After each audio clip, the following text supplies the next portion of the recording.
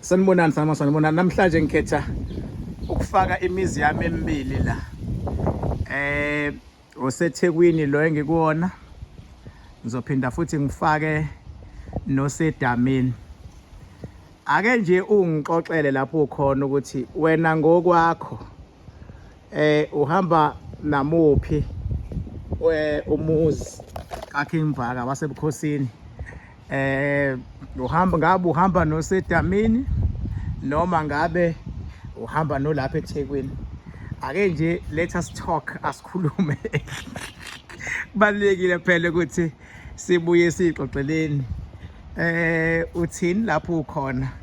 Uthini lapho ukhona ngoba lapha kunesigodlo nasi nje isigodlo lapha ya eduze kwesihlalo. Uma ungena lapha ya isigodlo lesangaphandle ngiyonichazela ukubaleka kwesigodlo sangaphandle. Mase kuthi ke mawungena kulo yamnyango lapha ngabe first break uhamba ngaphansi uzofika esigodlweni esi-underground.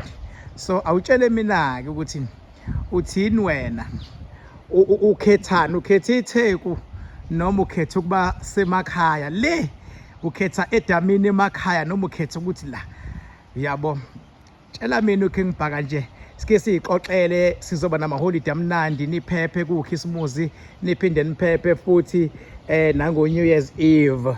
Kodwa ke ake sikhulumeni ukuthi uhamba naziphi, uhamba neKingvaka Dam noma uhamba nge44 Rocky Ridge Road. This is 44 Rocky Ridge.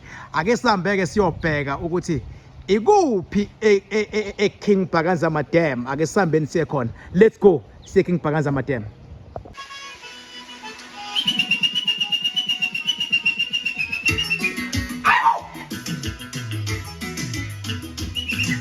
Kama kupake sibongo baba.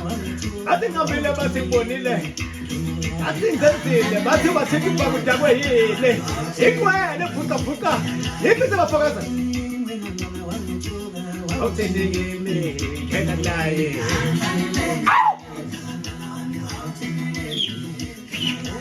Awuthendekile wena manthuka. Awuthendekile khena laye. What's up? Can I lie?